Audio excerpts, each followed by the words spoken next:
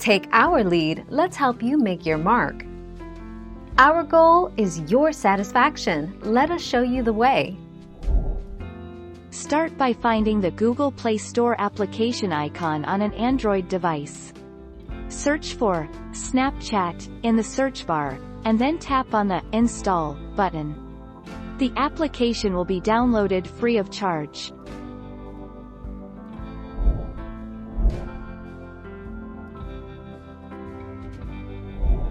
Let's help you make your mark. Snapchat is a social media network which is free to download and use. It has a unique feature which makes photos and videos you share disappear after a short period of time. Facebook raced to release a competing application called Poke, but took it down 2 years later.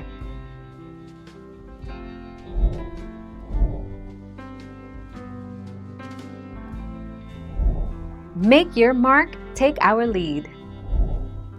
Downloading the Snapchat app.